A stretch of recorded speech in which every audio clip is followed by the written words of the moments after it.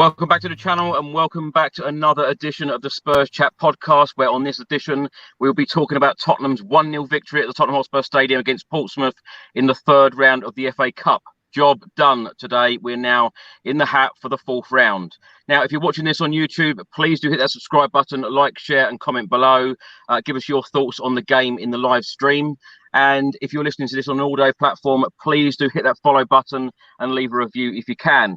Now, Harry Kane's 50th minute goal today has put Spurs through to the fourth round of the FA Cup. As I said, job done.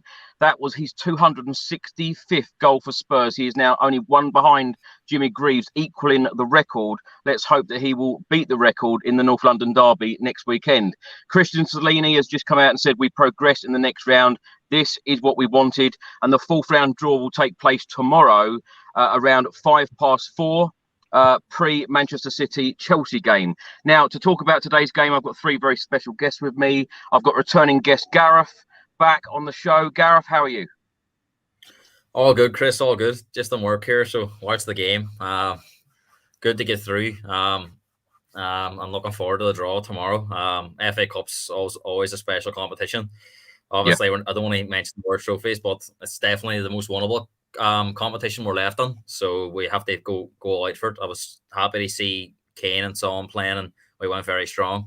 So look, we're through. We'll talk more about the game as we go on, but the main thing, as you say, is we're through. So I'm delighted with that. We'll talk about the football in a minute. I tell you, this show wasn't even 2 minutes old, and Gareth mentioned the word trophy before me.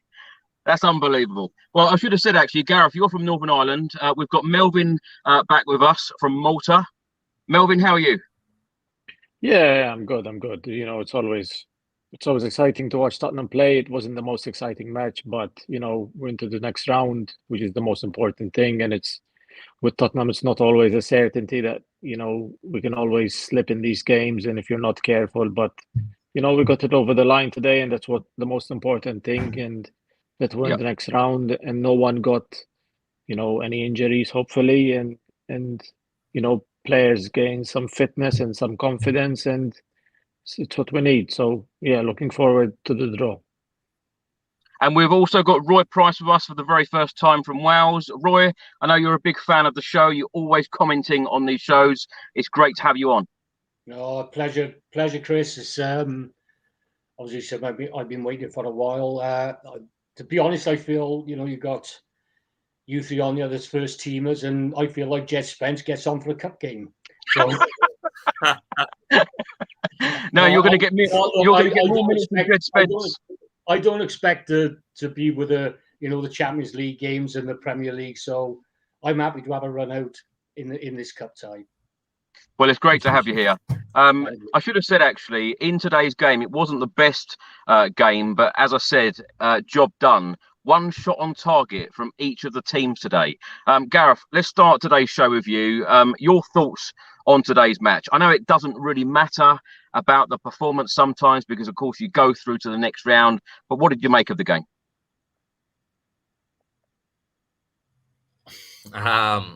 That one shot on target is okay if it's a one-off, but that's becoming a frequent problem. And again, as we spoke about before, like you're saying there, that's job done.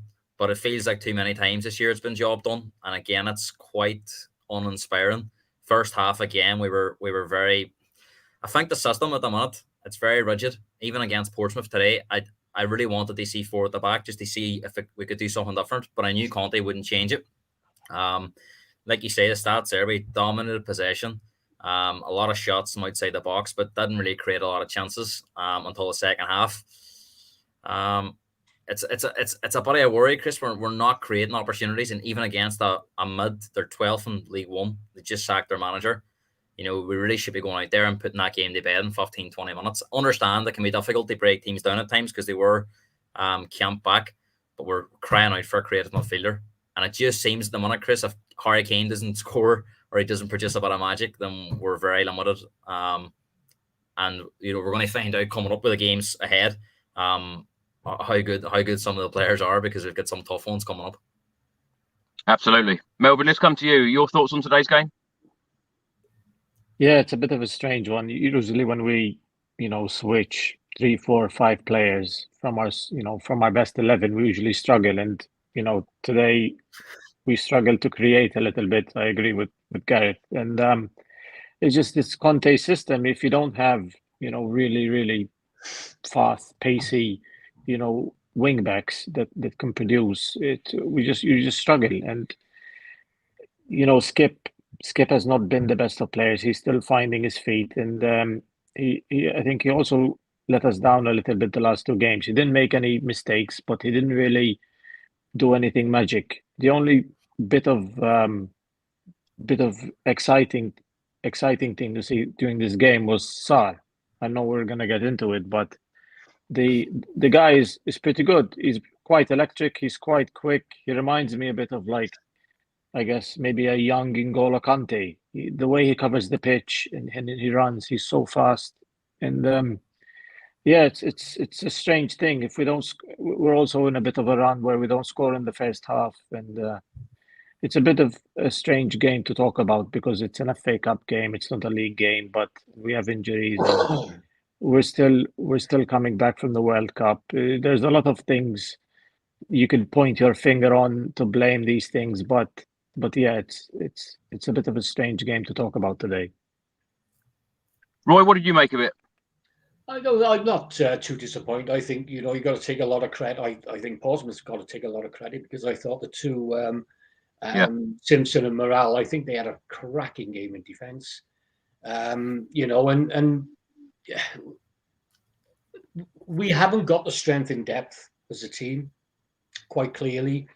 But I think it was a job well done. We're through to the next round. A 1-0 win is better than any sort of loss. We're in the hat for the next round, and hopefully, we'll only get better now as the season goes on. The last game was, in my opinion, could be the game changer for us to where we start turning the corner. If we get our other players back, Bentancur, Kulu, then I think we're a different side. Roy, do you think that this is Tottenham's best chance of winning a trophy? And do you hope that Spurs take this as seriously as we can? Definitely, 100%, Chris. I think, I think we'll come on to it in time, but it's people's expectations of how they feel that their season or our season has gone.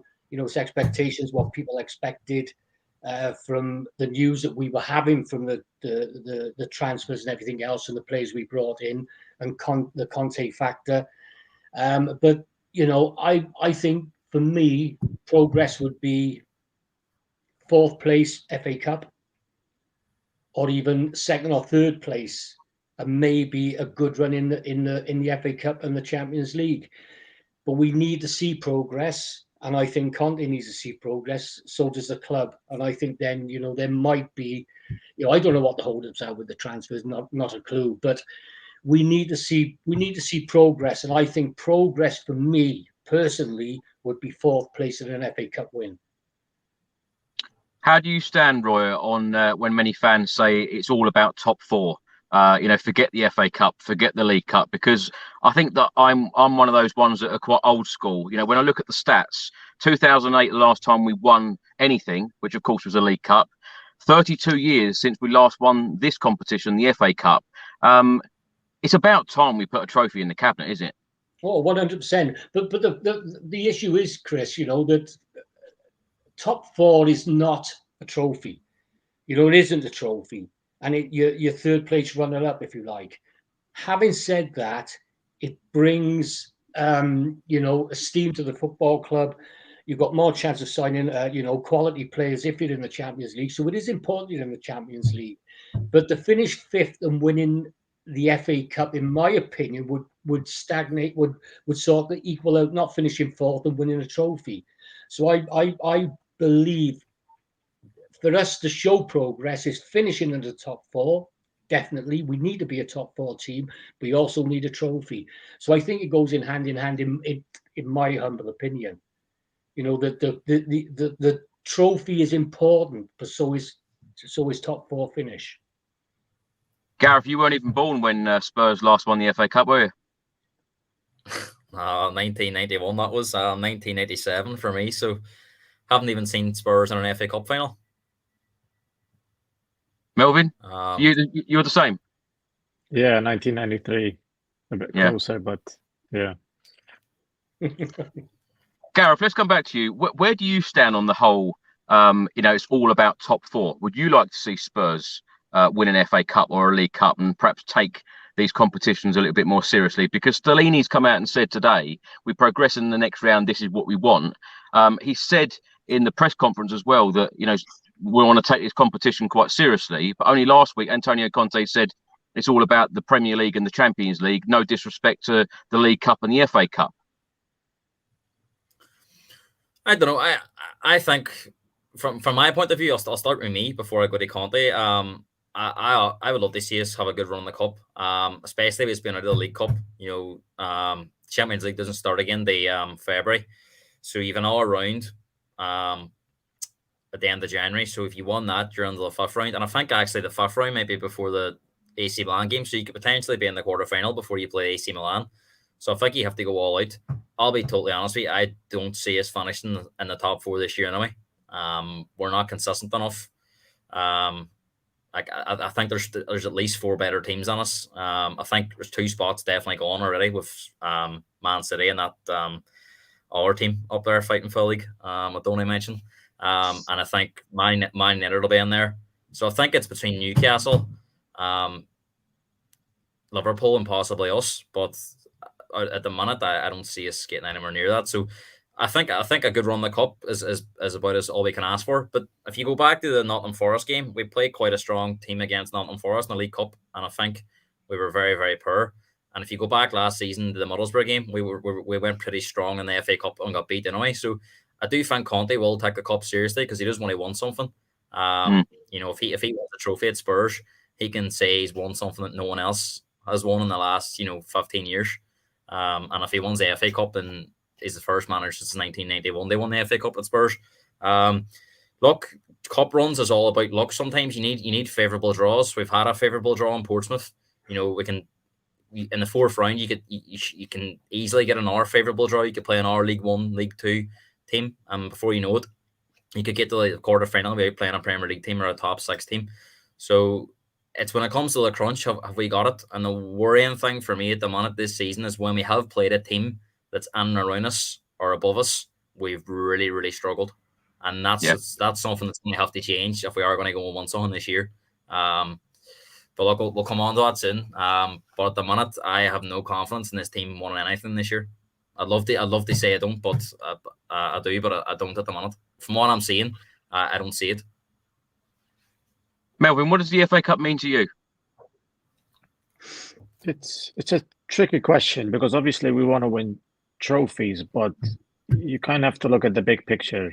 And I think if we drop out of the top four, I think the clubs around us will overtake us further, if you know what I mean. We're having to catch up with City, Liverpool, Man U, who pump millions into their club. And obviously, we have our owners who people have their comments and their opinions about them and how much money they invest. And I think Champions League is important for us to have because the added revenue, I think the FA Cup doesn't give you that.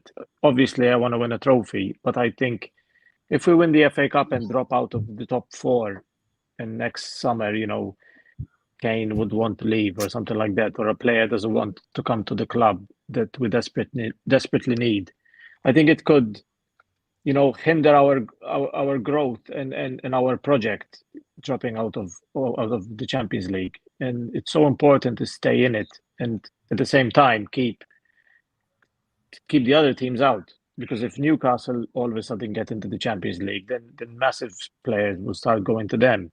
And now it's not a big six, it's a big seven. And we just keep dropping further and further down.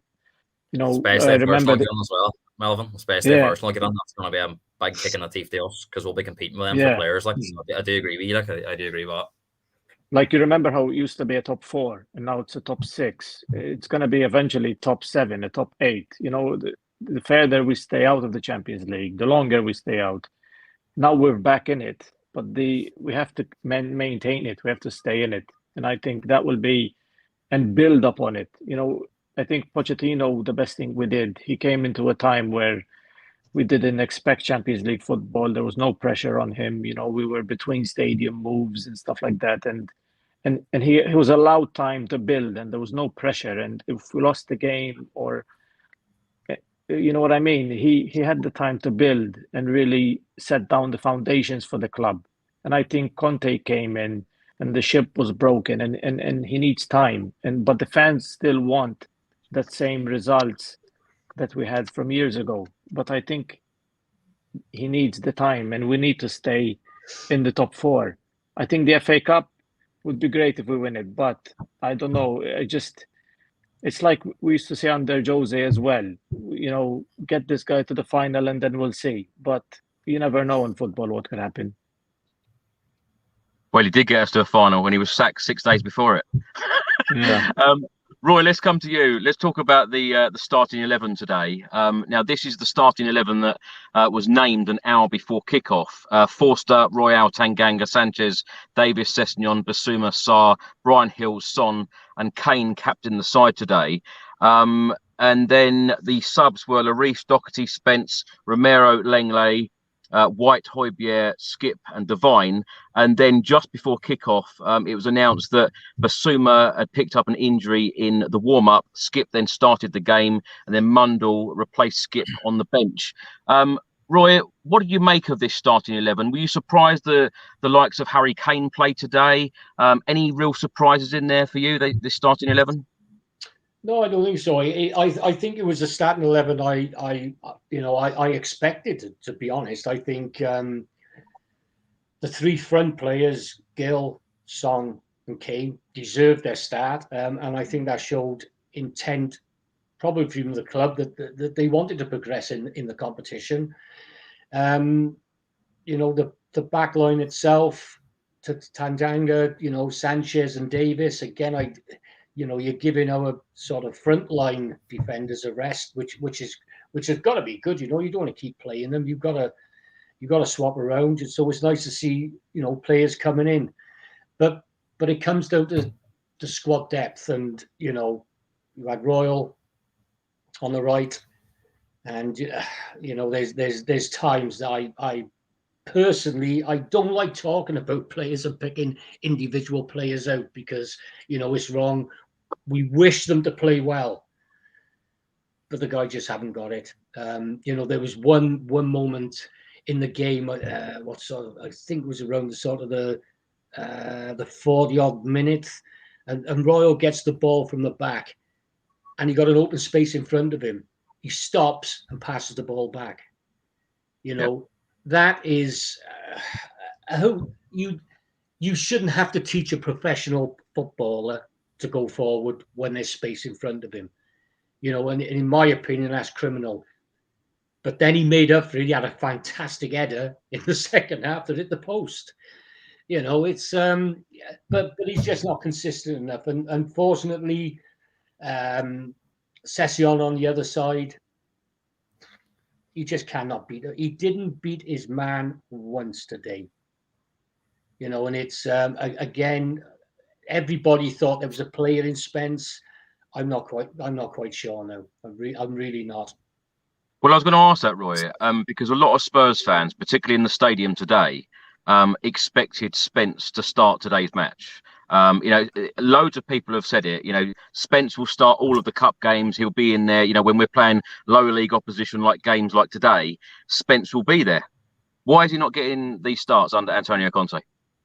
I don't know. It's hard to say, because when he did come on, he looked quite lively. But when you're on for less than 10 minutes, what the hell do what can a player do? You can't change a game. But I don't know, Chris. It's mind-boggling to think that he's been bought. Portsmouth is the sort of games you would expect him. He's played against these teams in the past. Yeah. When you expect, I would have thought that Spence over Royal would have been the right shout, simply because he's used to playing these teams. He's more physical probably than Royal, and I expected him to start, to be honest. But they brought him on, but again, just not enough time to prove himself, unfortunately. Gareth, same question to you. And Emerson Royale is probably a player that we speak about most on this channel, probably for the wrong reasons. Were you surprised that Jed Spence wasn't in the starting 11 today? And same question again about Harry Kane. Were you surprised that he started the game? Because we've got two extremely important, massive games coming up against Arsenal and Manchester City.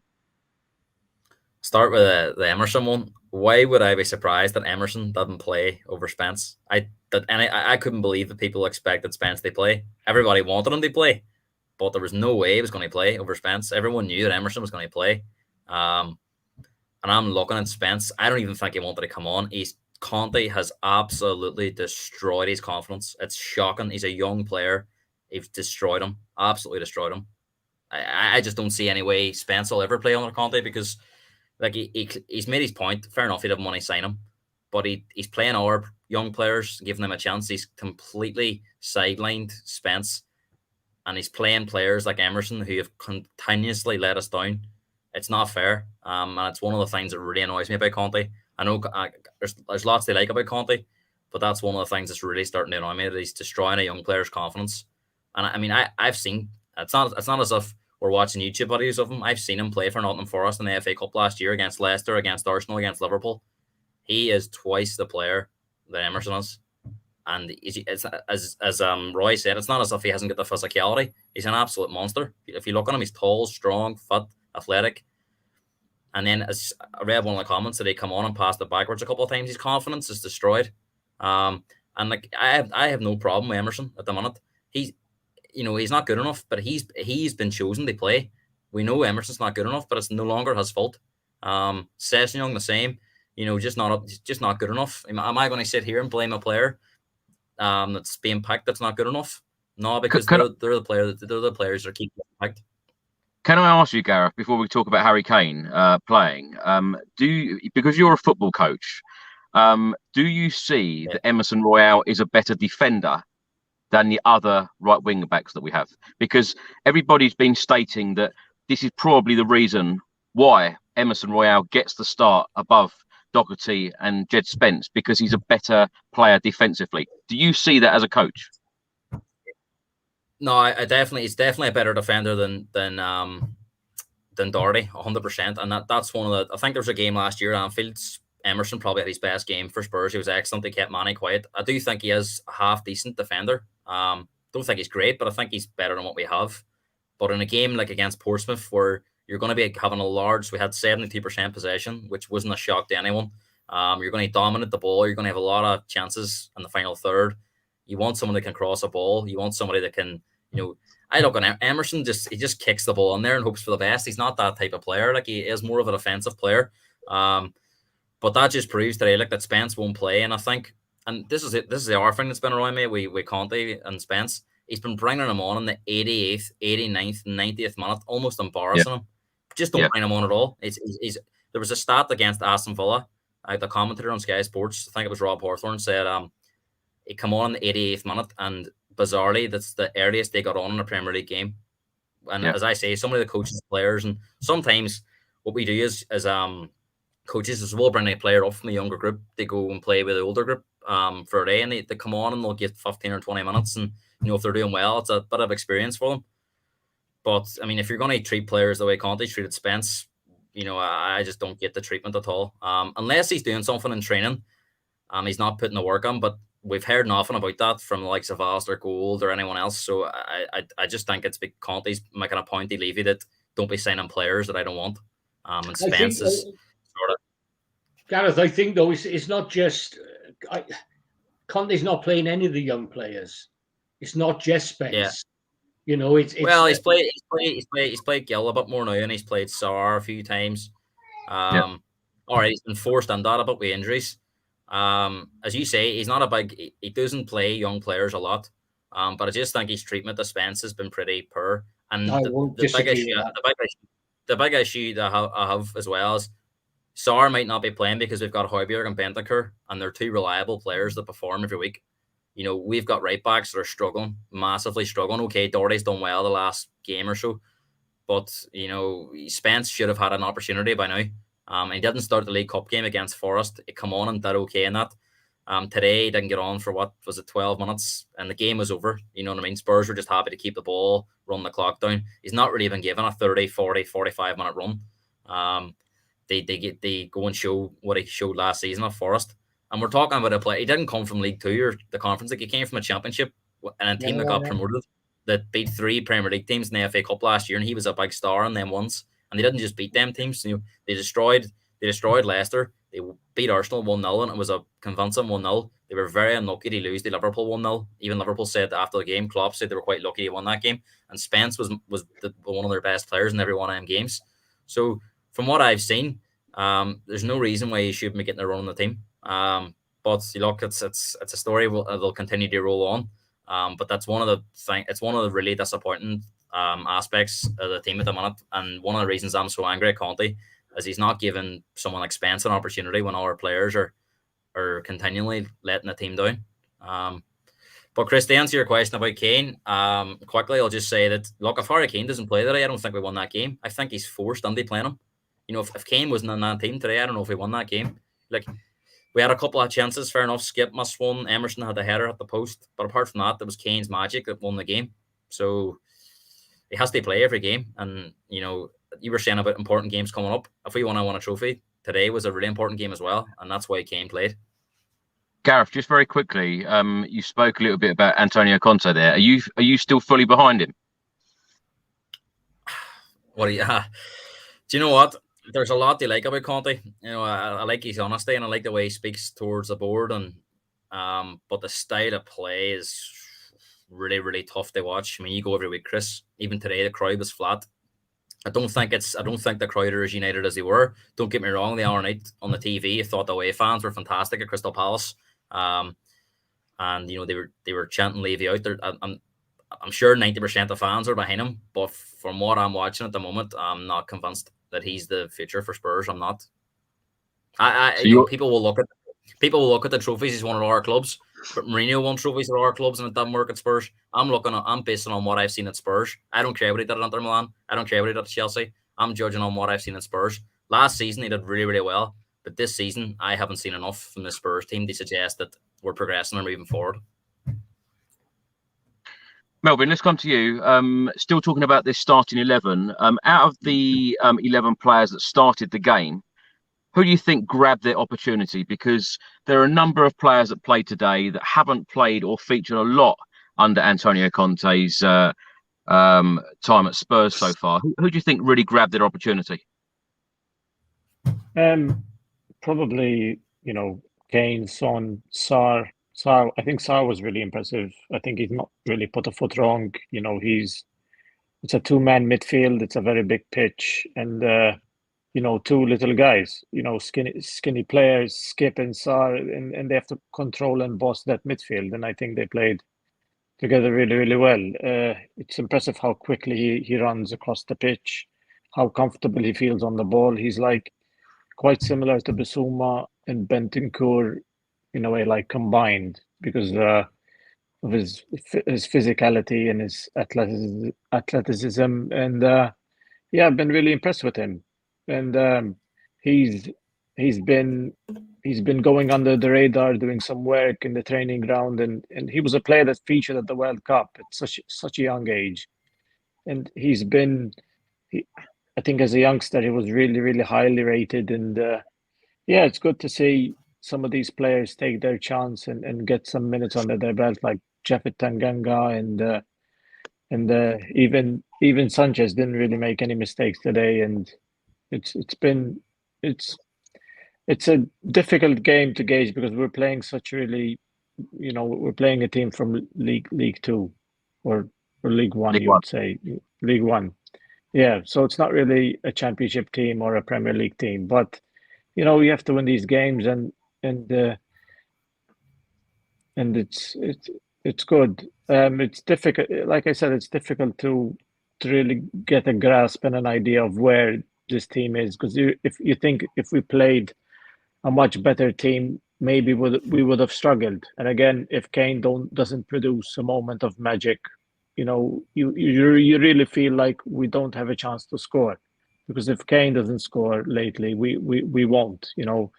And otherwise you have to play the entire starting 11 with Højbjerg and the others. So lately, to get this over the line was important, but yeah, we're not in the best place right now with the league. We still have players coming back in, returning from the World Cup, injuries, fitness. I think we're still a little bit hungover from all of that. We're still finding our momentum and regaining and finding our best form as well. And I think even Antonio Conte is still learning about the squad, what he can do, which players he can trust. I think it's a little bit sad what he's doing with Spence, because I think all the fans were extremely excited when we signed Spence. I think we've been mentioning this player, a player the fans wanted, and we got him over the line, a player that wanted to come to Spurs. And it just seems that the club mishandled him or mishandled the situation. I think it could have been handled in the summer if Conte really wasn't planning on playing him. I think he could have been sent out on loan, just like we did with other young players. I think it's hindering his development, and he could have had 8, 9, 10 more appearances probably in the Premier League. And I think maybe a reason he didn't play today is because they're probably considering sending him out on loan. So if he goes out on loan and gets maybe a couple of goals and a couple of assists in the Premier League, and Conte sees that, then maybe he'll start to trust him, because he's all about trust, Conte. I think it's a bit strange. Sometimes he plays a player because he has to, because of the injuries, and then they perform well. And then all of a sudden, I can trust him. And then he starts to play him. Just look at Gil, look at Sarr. Before he used to say, these are young players and they're still developing. But once they play well, and then he trusts them, then he'll start to play them. But again, I think his hand has to be played, because he only plays them because he has to, because he doesn't have the depth. So it's a tricky situation which one we're in, and I don't know. I think the club could have handled it better. Roy, do you think that Sarr and Brian Hill will still end up going out on loan in this January transfer window? Because when you look at the last few games, these two have been involved, heavily compared to what they have been at the start of the season. It looked like they weren't getting any game time whatsoever. And now it comes to January, it looked like they were going to go out on loan. Do you still think that's going to be the case? I certainly keep Gill. I would 100% keep the boy at Tottenham. He's still young. Probably will still be a squad player, if you like. But I don't know, there's potential in that boy. All he needs, it reminds me of, you've got a guy who's slightly built, and to get the best out of him, you've got to feed him the ball before he gets into traffic so he can start his run. So we'll give him a ball with somebody on his back. He's just too lightweight.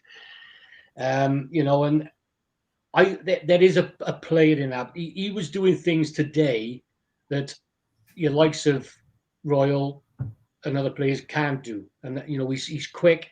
His feet are quick. He lost the ball twice in one movement. Lost the ball twice in a penalty area, and he got up and he regained the ball and pushed the ball out. There's definitely a player in him. Sarr, no, he's another one. But then I'm, perhaps Gareth will. I'm not a football coach. I'm from a different sport. But would it impede their progress if they stayed? Do you put Gill over Kulu for the start as a starting in the starting 11?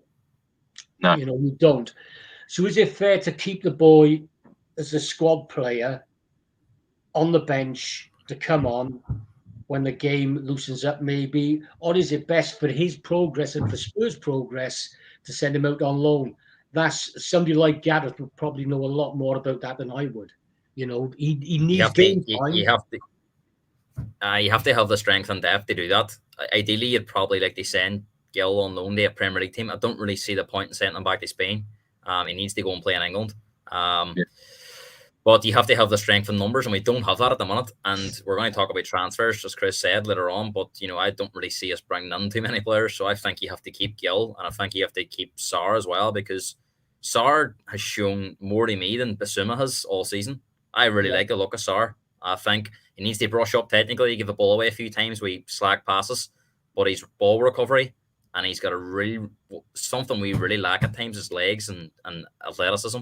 And he's got that in abundance. So I think if you're leading in a game, he's someone you want to come on, and he can stop passes on the final third. He's brilliant at winning the ball back. As I said, he just needs to brush up technically. So I'm sure the coaches at the training ground will be working on his technical ability, but his physical ability and his running stats are very, very impressive. So I would keep the two of them, Roy, simply because I think they would both benefit from a loan if they were playing regularly, but we just haven't got the numbers to afford to send them out on loan. But they're also quality players, Gareth, I think, as well. You know, it's send them out on loan to strengthen another football club when they have got talent. You know, we need strength in depth, if you like, and I think that gives us a strength in depth. It'll only be on the bench when all of the frontline players are back, but you can trust them to come on and do a job.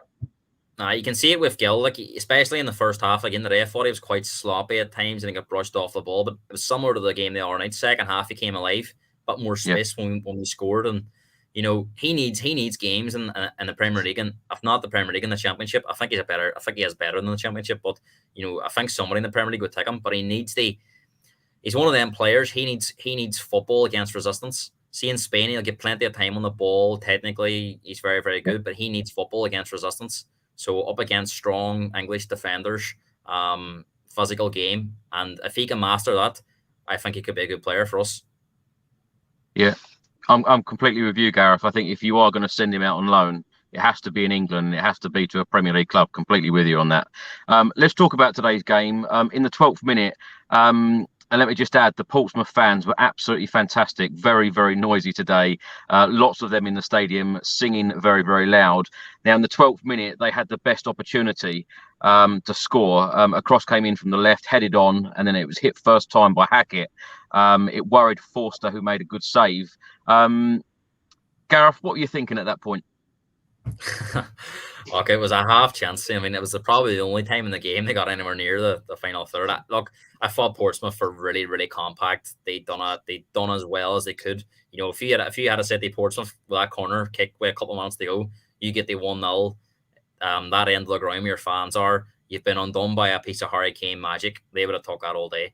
I think Portsmouth probably came down thinking they were going to play against us. No, they probably thought we were going to be better than what we were. We didn't show enough at times, but I thought Portsmouth, they can hold their heads up high. They were undone by a piece of magic.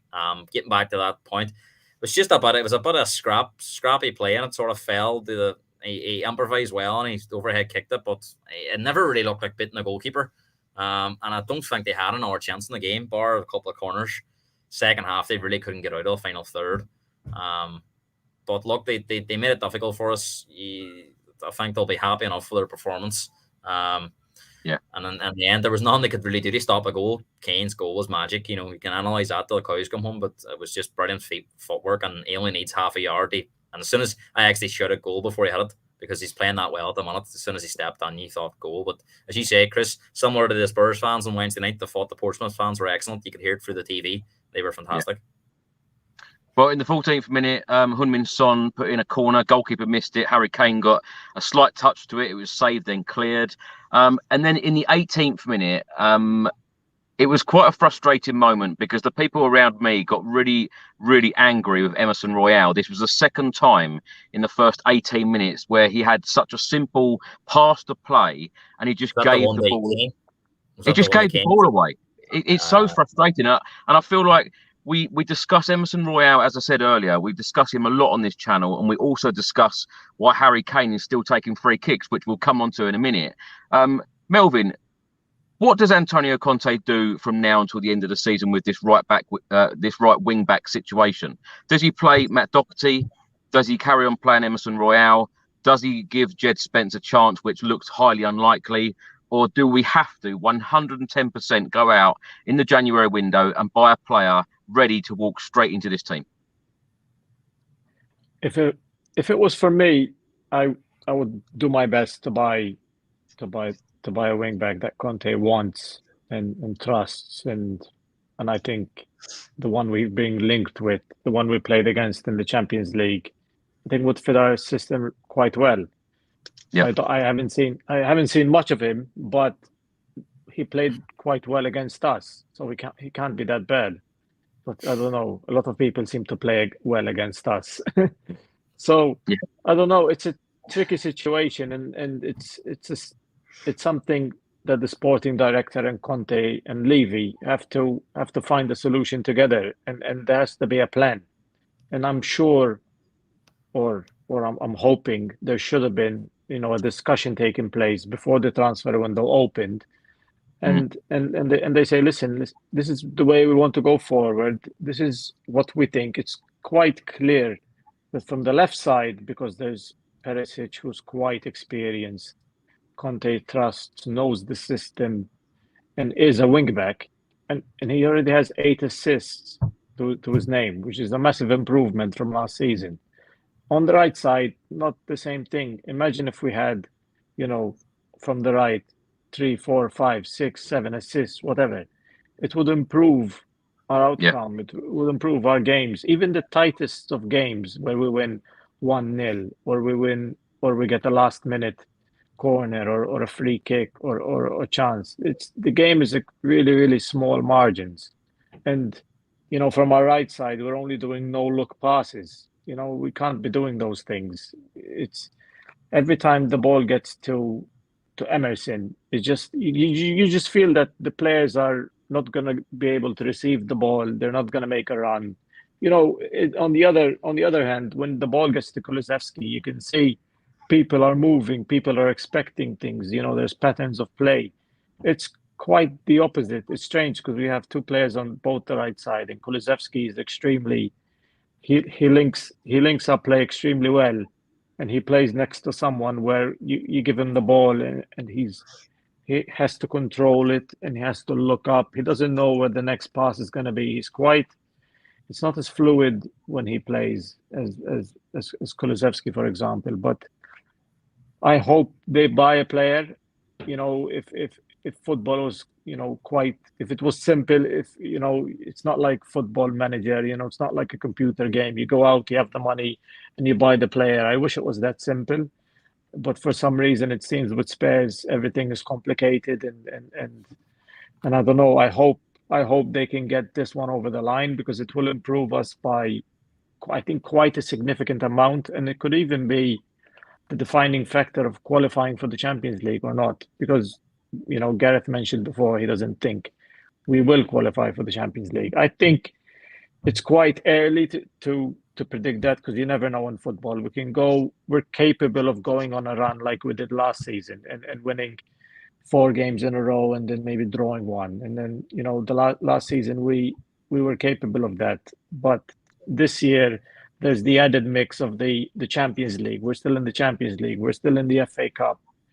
I don't think we have the squad to balance all those competitions. And if we're going to try to go as far as we can in the Champions League, to go as far as we can in the FA Cup, we need 1 or 2 more players. And right wing back would be definitely at the top of the list.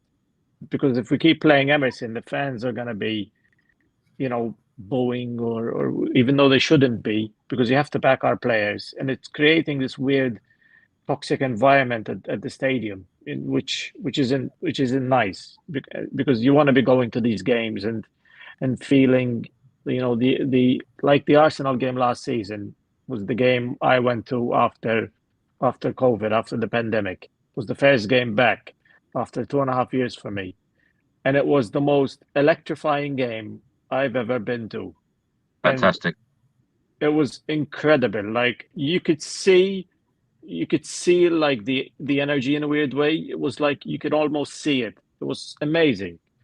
And why isn't it like that nearly every single game, every single Premier League game? And you can't be booing these players. You have to back them, even if they perform not at their best or as well as we want them. But I'm sure they're trying their best, and I'm sure Emerson. Emerson nearly scored today. So why, if he'd scored today, He should have scored.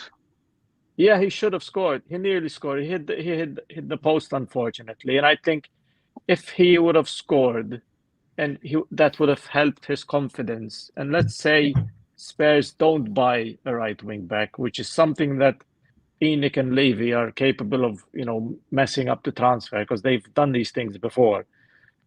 Now we have a player who's short on confidence, and we still have the remaining of the season to play with Emerson. He has a role in this team until we move him on, which is something that I am in favor of. We have to back the player. You have to be. Yeah, that's the sad truth, though. It's the situation we find ourselves in. Doherty is not going to play every single game, and Doherty, he had a run where he was terrible. Doherty in the beginning, he was awful, and it's only through playing games and through really working hard is where he really found. He was assisting and scoring last season, and he scored against in the last game. So you have to. It's a tricky situation to be in, and hopefully there's a plan. Yeah. Well, we're always talking about the wing backs every single show, week in, week out. In the 37th minute today, we put our first decent cross in from one of the wing backs. That was Ryan Sessegnon. It was a bit frustrating because the goalkeeper was stretching. He got a hand to it, but unfortunately, no one was there. But that was about the best cross from one of our wing backs in today's game. 3 minutes later, Harry Kane put the ball down outside the box, lined up the free kick, and everybody around me was shouting, why on earth is Harry Kane still on these free kicks? Because it started with Heung-min Son and Harry Kane standing there. Harry Kane ended up taking it, hit the wall. Roy, I know you watched a lot of these shows and you've heard us talk about Harry Kane on these free kicks. In your opinion, why is he still on them? Could you repeat that, Chris? It broke up slightly. Why is Harry Kane still on these free kicks? Oh, don't know. I think he had the captain's armband on, and he just pushed everybody away and said, "It's my free kick." He's no good at them, is he? Obviously, Having said that, he's after Greavy's record, so perhaps that's why he took that particular free kick. Sonny took the next one. But I just want to just slightly go back a bit and disagree slightly with Melvin regarding Royal. I don't think his confidence with Royal. I just don't think he's bloody good enough. I really don't. I take the point where he said that they got to look to see what they're going to do next when other players, quality players, seem to know what to do before they stop. It was one particular pass where Royal had the ball just outside the box on the right hand side, and Gill was in open space just on the edge of the area, and it was a simple pass, and he stopped and then decided to try to do a cross that hit the defender when there was a simple pass. These little things like that. I think it's all about top quality players of quicker thought, and I don't think he is quicker thought. Gareth, let's come to you. In the 43rd minute, Sarr had a shot from range, went wide. In the 45th minute, just before half-time, Son with a cross. Good attempt, but no one there. Half-time, 0-0. What were you thinking at that point? Well, it's just the same. It was the same, really, every first half, wasn't it? We were 1-0 down or 0-0. There's a reoccurring theme, Chris, and it's like you said, it's shot from outside the box, cross them out wide. We have no style of play. It's all off the cuff football. It's football you see at under 10 level, under 11 level. Kids just kicking at each other and hoping for the best. That's where we are at the minute. We give the ball to Harry Kane and hope he picks out a pass. We give the ball to Son, hope he beats a man and scores. You watch Man City, you watch Arsenal, I hate to say it. You watch even the likes of Brighton. There's a clear style on how they play football. And we don't have that at the minute. And look, you can point fingers at players like Emerson.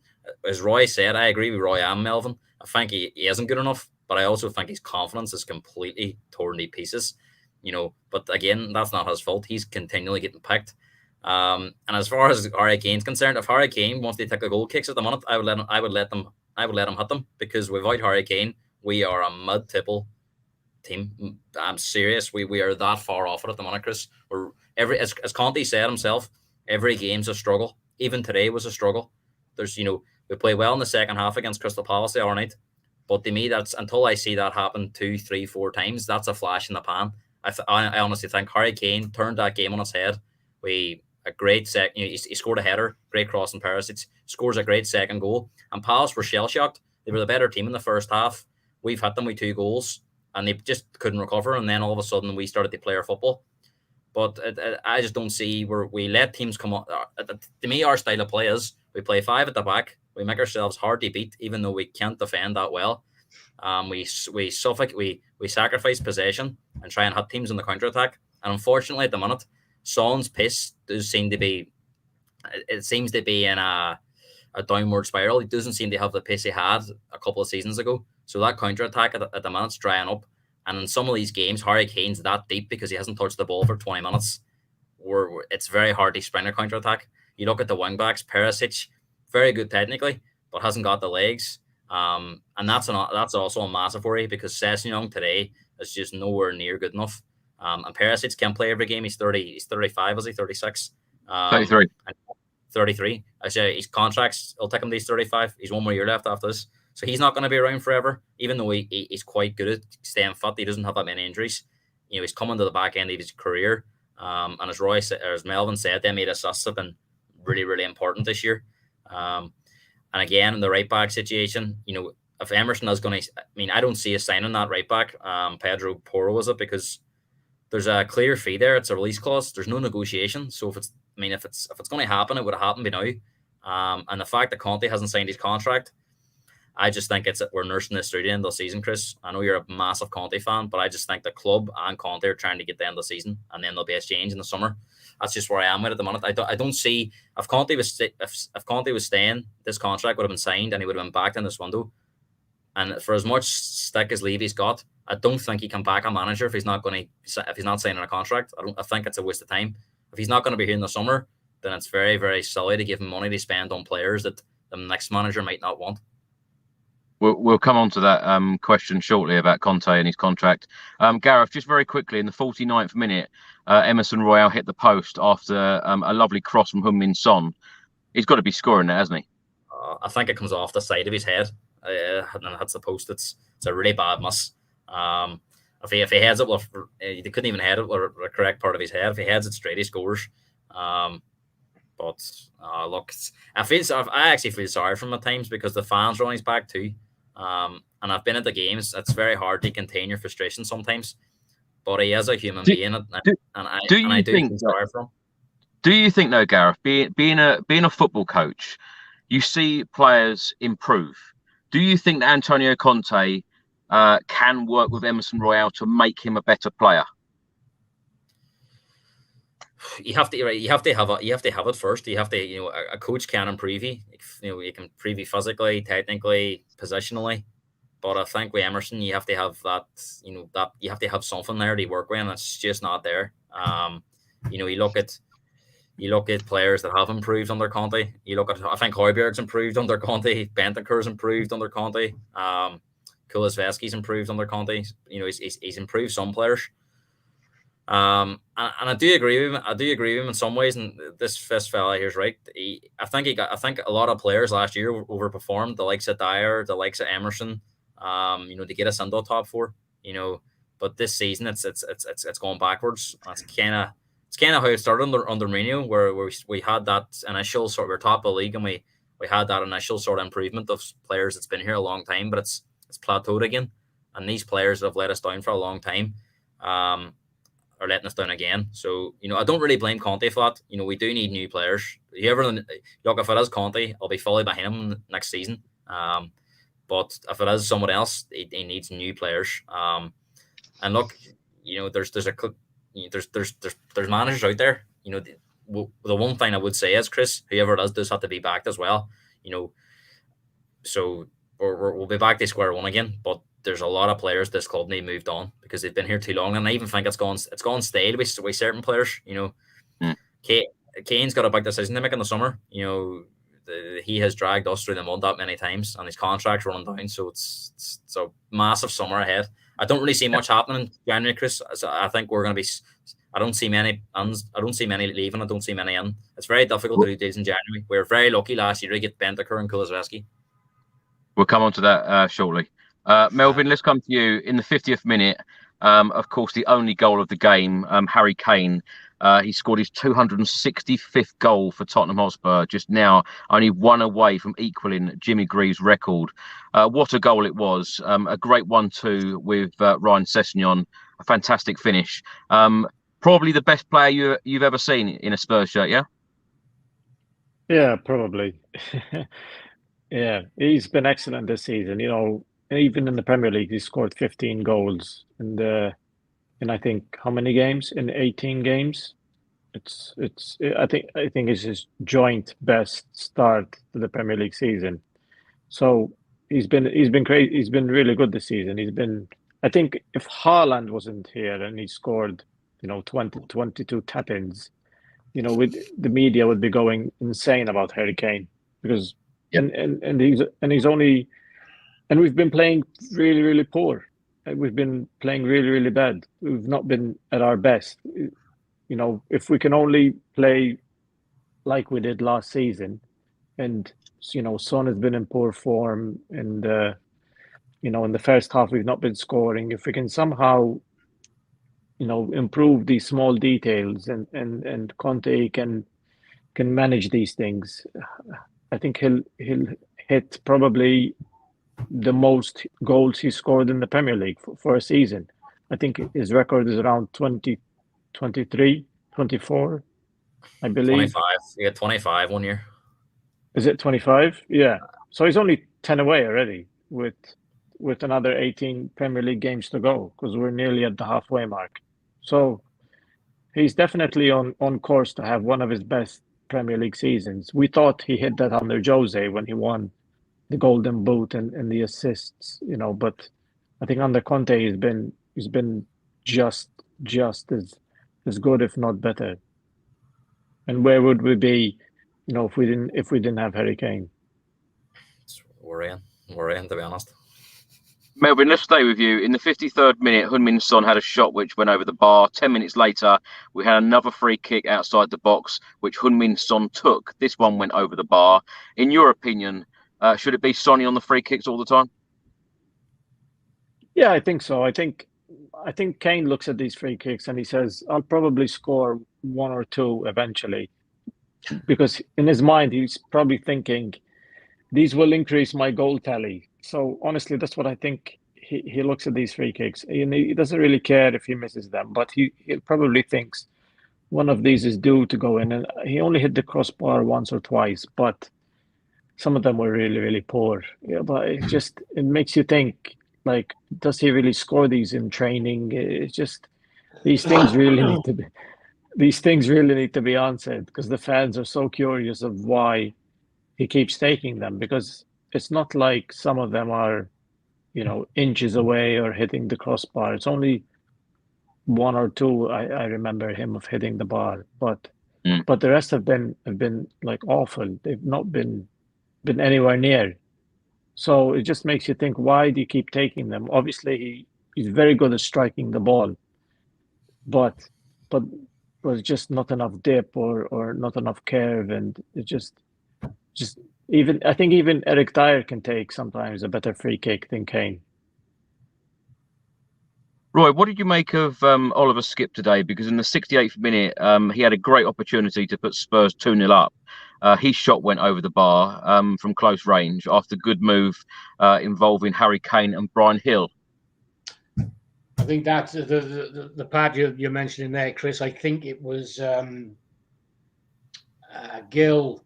The ball was meant for Gill, and he was turning to take the shot, and and Skip was there as well. I think that there was a little bit of, I think they put each other off, if you like, more than anything else. But one of them should have scored. But I think Skip needs more game time. He hasn't long come back from injury. He's had a bad run of injuries. He's a quality player, in my opinion. Gareth will back me up or disagree with me, but I think he's a decent player, and I think he just needs more game time at the moment. He's only young. I think you've hit the nail on the head there, Roy. I think he struggled with injuries. He looks like he needs game time. Like in the games I've seen him, he's miles off where he was. If you think back to him when he started playing under Pochettino, there was a game against Bournemouth. He absolutely ran the show. Like he scored, I think we won 5-0 on Boxing Day. He set up 3 goals. He's miles off that level at the minute, but it's one of them ones. Winks had a bad injury too, and he never really came back the same player. I remember. Look, he's trying his best at the minute, but he's just not there. I think he needs another loan. If it was me, we've got Bentancur, we've got Højbjerg, we've got Basuma, and I would keep Sarr and send Skip on loan for the rest of the season. I think 4 is enough. Because I don't really see Skip having the impact where we'd like him. They have, so I would send him on loan for game time, and hopefully he stays fit, because he always seems to get injured. But I know, Roy, there's a player there, but it's just where he can get back to that level it was a few years ago. Yeah, I tend to agree, Gareth. Well, in the 77th minute, Spence came on. A huge cheer from the crowd, wanting to see him play in a Tottenham Hotspur shirt. Sessegnon went off. Emerson went to left wing back. Spence obviously went into his preferred choice of right wing back. And then right at the end, Devine coming on, replacing Brian Hill. That's all we can really talk about in that game, because, as I said, we only had one shot on target. Gareth, let's stay with you. Do you worry about the fact that we weren't that creative today, only had one shot on target against a League One team, particularly when we've got these key games coming up: Arsenal at home, Manchester City away? Look, Chris, I spoke about it at the top of the show. If it was a one-off today, I would have said, look, everyone can have games like that where you have a bad day and we didn't create that much, but it's happened that many times. It is a massive worry. I mean, I am absolutely petrified next Sunday. I mean, the way Arsenal are playing at the moment, and I hate to say it, but me being a football coach, it's hard not to like the way they're playing. They're going to come at us massively. They're going to put us under serious pressure. They're playing the football we played under Pochettino, but the difference is they've backed their manager. People are saying give Conte time, and look, you can say that, but Conte isn't that type of manager. He doesn't stick around for 4 or 5 years. So I kind of think with Conte, he's only one now and not in 3 or 4 years time. Whereas Arteta, there was always a plan there. And look, they've had sticky moments. They could have sacked him last year after the first 3 games. They could have sacked him after they bottled the top 4 last year, but they've backed him. And, at the minute, it's reaping the rewards. They've only dropped 5 points all season. And there hasn't been an away victory in the North London Derby for 10 years. But, yeah.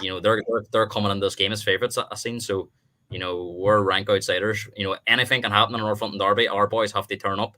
But it is a massive concern that we're not creating chances. Our counter-attacks have dried up. We're not the team a few years ago, even up towards last year, we were a massive threat on the counter-attack. That's not really been there this year, the counter-attack. Because I said, Son's confidence hasn't been that great, and he also seems to have lost a yard. He doesn't have that blustering speed. Even today, he was trying to beat players, and he wasn't able to get past them as much as he used to be able to. And you have to remember, he is 30 as well, Son, so he's coming to the sort of tail end of his career. But no, this is a massive game next Sunday, Chris. I'm supposed to be going to the Man City game, the away game after, but I would take it as long as we win next week. I'll take an absolute smashing away at Man City. Just one next week, and that's the main thing for me. What's your prediction for that game, Gareth? Look, derbies can go out the window, but I think we're going to get beat. I think we're going to get beat well, and it's going to be 3-0 to Arsenal. I think we're going to be absolutely swamped, honestly. And That's my honest opinion. I think we're going to get swamped. They're going to dominate possession.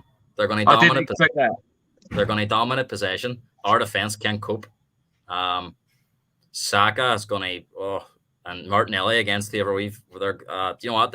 It's see that I've some of my friends are Arsenal fans, And the way they speak now is the way I spoke 3 or 4 years ago under Pochettino. No matter what game we went under, I was so confident we would win.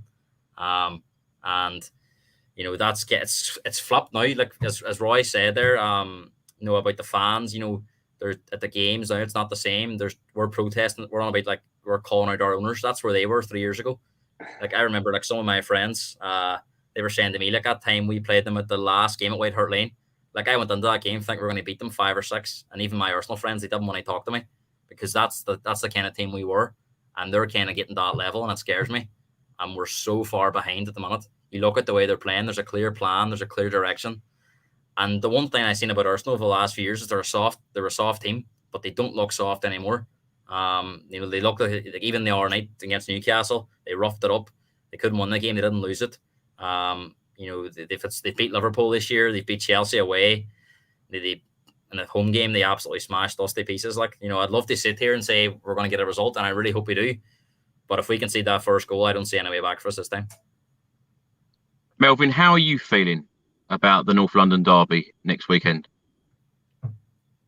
I'm not confident.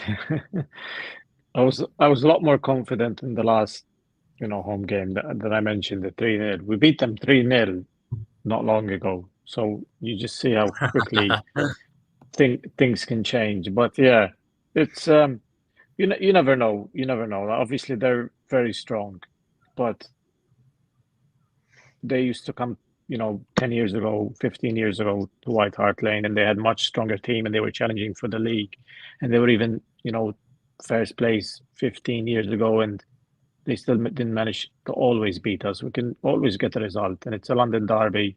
You never know. You really never know. And if Bentancur comes back and Kulusevski comes back, and you know, the defense are capable of having a great game, and you know, we're capable of scoring last-minute goals and set-piece goals. You just never know. There's lots of you know, pieces to the puzzle, and Melvin, you never know.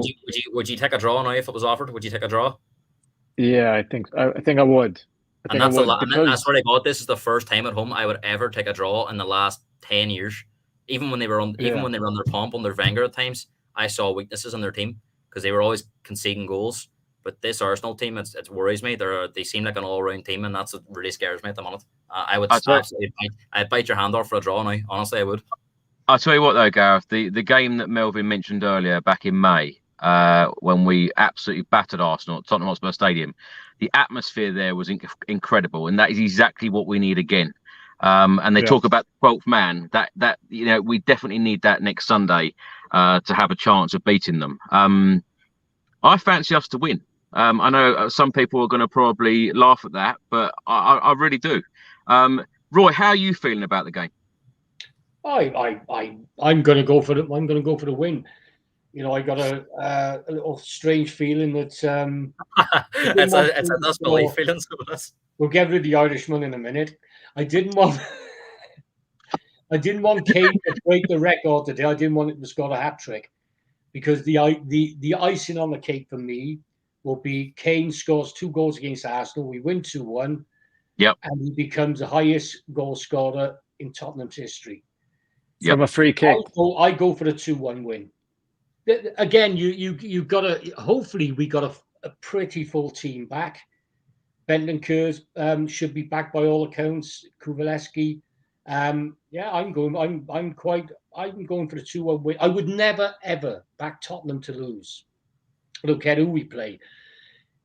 From my perspective, Arsenal, yes, I don't live in the area. They're not my local rivalry, if you like, my local neighbours and everything else. I understand the North London derby and everything else, and Arsenal, and it hurts that they're top, obviously, for everybody. But in my opinion, it's not just us. We beat Arsenal, then great, and it doesn't matter what happens in the season. You know, it isn't, in my opinion, Arsenal's important to beat. Man City, Man United, Liverpool, Nottingham Forest. They're all our rivals, and they're the teams we gotta beat consistently if we want to be in the top 4 or even challenging for the league. So it isn't just about Arsenal. This is another game coming up. Yes, there's local rivalry, and I totally agree with Chris.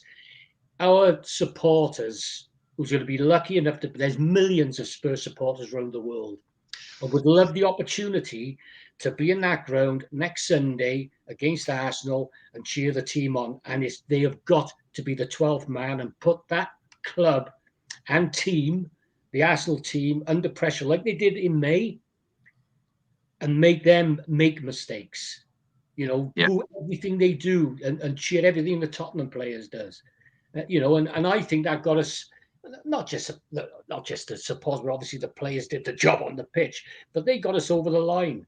And I would love to be in the stadium at that game, and help push the players over the line. I'm going to go 2-1. Yeah. 2-1 to Spurs.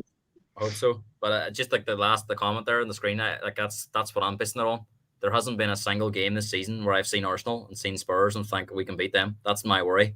We haven't really performed in a lot of, like, the majority of games. Like, we really need to step up.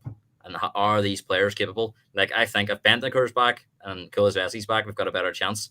But they've been missing for a fair few weeks now. So, obviously, Kulusevski come back for a game, didn't they? But, they haven't played a lot of football recently. So, what kind of shape are they in? But look, fingers crossed. I really hope the fans, the fans will be together. That'll be the big thing. It won't be like today where the crowd was flat. Everybody will be up for it, especially as well with Arsenal going for the league. They have a massive chance of doing it. So that's a reason we have to win. Not even for ourselves. Do you actually think that Arsenal are good enough to win the league compared to somebody like Manchester City? I don't think Arsenal win the league. Personally. I think if they keep their best players fit, they have a massive opportunity. Massive. It'll come down to pressure. A lot of young players, can they handle it? But if I watch the games this year, they've been better than Man City in the games. From a coach's point of view, it's hard to say it as a Spurs fan, but I've been enjoying watching some of their play. Don't get me wrong, I still want them to get beat, but the way they play football at times is fantastic. And as I said, as the fella says here, Jack, I'm being brutally honest, and it pains me to say it. Like, you can see it in my face. That's the kind of football I want to see us playing. That's the kind of football we played under Pochettino. I'm not saying Pochettino's the answer, but that's the kind of football if we want to get back to where we were a few years ago, we need to start playing football, not off the cuff football, not counter-attack football. We've been trying this for the last few years. We're not getting anywhere. We're scrapping for top four. Whenever we play good teams, we struggle. If you've got to think that going the way Arsenal are going at the minute, that's the way we need to be going in terms of trying to get back to competing at the top. Look, a few injuries, hopefully for Arsenal. I'd love to see a few injuries so Man City go on and win it. But it looks like a two-horse race, Roy. And if you watch Man City over the last few games, they haven't been that great. No, they beat Chelsea the other night. But the one thing I would say about Man City is squad depth's there, and they've proven it before. Second half of the season, they usually are pretty reliable. So look, big thing in that there is Arsenal and Man City both play each other twice. They still haven't played each other this season, so that's gonna be massive too. Like, but look, we won this game on Sunday. It puts a massive dent in their title hopes and puts us back in the top four. So it's a huge game for both teams, and hopefully we can get the result. But this takes me back to the expectations of supporters. My expectations of the start of the season is that I am not duly over disappointed the position we're in at the moment. We're not far off, top four. We're not far off second place. I don't think we've had a real. If we've had the poor season everybody's making out, then there's a hell of a lot of teams that's had an even worse season, because we're still knocking on that door. I'm not going to say we're going to win the league, and I'm not going to say we're going to finish second, but I don't think we've had the season, if you like, that's been portrayed. Roy, I think the issue is, I think a lot of fans are unhappy with the performances, not so much the results. I think the results have been pretty good. Like, we're only 2 points behind Newcastle. But if we were playing the football Newcastle have been playing, I know they were pretty defensive against Arsenal the other night, but they've been putting 4 and 5 past teams. They've only lost one game all season. If we were playing like that, or if we were playing like the way Man United are starting to play, there'd be a lot more patience and the fans will be happy. But at the moment, if you're watching the games, they're not like, you can disagree with me if you want, but they're not enjoyable to watch. Like, I don't enjoy watching us anymore. Like, I really don't. That's not quite true. They're not enjoyable, but they're enjoyable when you win. Yeah. Two other subjects. Two other subjects I'd like to cover, and that's Antonio Conte and the transfer window. Let's talk about Antonio Conte first. Melvin, let's come to you. He's out of contract at the club on the 30th of June. How do you see this going? Do you think Antonio Conte will be Spurs manager at the start of next season? I think so, because we have the option to extend by another year. So, there's small rumors of, Pochettino hanging around and waiting for the Spurs job, but I think it's too soon for Pochettino, and because we're still the same club. But I fully expect Conte to stay. I just think, where is he going to go? It's like, is he going to go to another Premier League club, or is he going to go back to Serie A, is he going to go to Spain? Is he going to go to where is he going to go? It's like he's being paid really, really well. I think he's starting to get more invested into this project. Obviously, he's going to use every single card, and it's like politics in a way. He uses the media to create to push certain things. It's like I think from our perspective, things are a lot worse than they seem when they're bad, and when they're good, they're a lot better than they actually are. It's like the Amazon documentary, you get to see a lot more, but we don't get to see what happens behind closed doors. We don't know the conversations that are happening, the things they say day to day, and we know they talk every day, and we know, they see each other and they say, listen, I'm happy about this, I'm not happy about this. We know that it's obvious that they talk, and he keeps saying consistently that he's happy here, he likes the stadium, he's part of the project, and he's going to use the contract as a leverage. If I don't think he's here for the money. I think he genuinely wants to win, and I think, as an Italian, I think he doesn't like to be at a club for more than 2-3 years without winning anything. I think he really, really wants to win something, but I think he's also realistic, where he can see the state of the squad, that he cannot win with the squad as it is. He knows that the project is still extremely early. We talk about Jose and Conte, wherever they go, they win, but they go to clubs where, when he takes over, they were either champions a couple of years before, or they lifted trophies a few years before, and they take over clubs where there's a winning mentality, there's foundations in place, and Conte is still, and Paratici, because you have to say both of them together, they're still early in this new rebuild. We're still in the Paratici era, if you want to call it.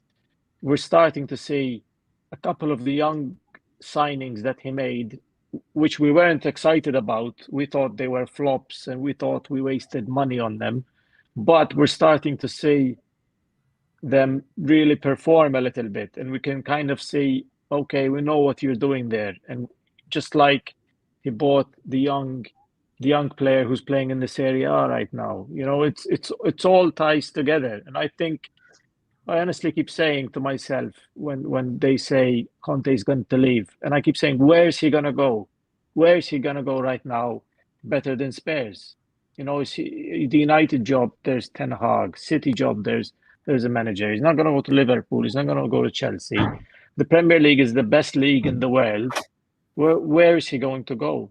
Honestly, I don't think he will go anywhere. I think he'll sign another year, because they already have that option. And then at the end of next year, if he doesn't see that the team can really, really compete, then he can say, listen, I honored my 2 years at Spurs. I fulfilled the contract, and maybe he'll leave without offering or without agreeing a new contract. If the team isn't at a state where they had 6 transfer windows by the end of next year, they've had 6 transfer windows. If the team isn't in a position where Conte can see us realistically win something, then he'll probably walk. But I think next season he'll stay. Roy, how confident are you that Antonio Conte will be Spurs manager next season, or do you think he will call it a day on the 30th of June? I think that you've got a manager in any team. It doesn't matter how good the manager is. It comes to a situation then where the people on top, and there's hierarchy in a football club, and the people above the manager must do their job and obviously back the manager. With funds. I cannot see that Levy or the board employed Conte in this wonderful stadium we got with a wonderful training ground and not want to go any further than we currently are. I just got a feeling that, I watched the game, the last game, when we won 4-0 against Crystal Palace. And basically, even though we won, you've got the commentators there sort of still making out the Conte's not happy. He doesn't look happy. And there's this narrative all the time with the media. And as I've said on many times on your channel, Chris, that I don't hang my hat on what media says, what the newspapers write. I like to hear it from the horse's mouth. We don't know what's happening behind the closed doors, as Melvin's already pointed out. We don't know what's being said. And the other part of it, if Levy turned around and said, yeah, we'll be giving Conte £200 million to spend in January, can you imagine the selling clubs? They'll want the biggest part of that sort of money. I understand, but you also got to keep your cards close to your chest. But I also understand the supporters are frustrated that we don't know what the club is doing and what Conte's doing. But as they say, we don't know what's happening behind closed doors. Can I just interrupt there, Roy? Is it the fact then the club need to put out some sort of update about club direction? Because of course this week or in the last couple of days, these official supporters trust have asked that exact question. They want to know about club direction. And I think what worries people or has worried people over the last couple of weeks is every single time Antonio Conte goes into a press conference, what he's saying. What have you made of a lot of his comments lately? Because I think that worries a lot of fans, what he's saying. It can, but then there's the other part about it. Is he putting pressure on the board by doing what he's doing? And the other question that's got to be asked is, yes, there's you people want questions from football clubs, but how many football clubs gives that information out? It's not just us. We're not isolated in that situation. No football club, from my knowledge, the ones that are struggling, teams are struggling, and supporters have gone to them, they protest and everything else, have had a directive from the club saying this is our plan, this is what we're going to do. It's not unusual for a football club, and what I'm trying to say is not to put any information out.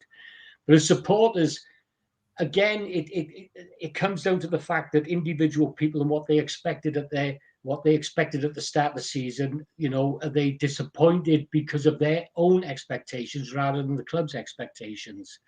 And this is, at the moment, I'm relatively comfortable with where Tottenham are at the moment as a supporter, because my expectations of where they would finish is probably not as high as other people's. And at the moment, as I said, we're knocking on the door.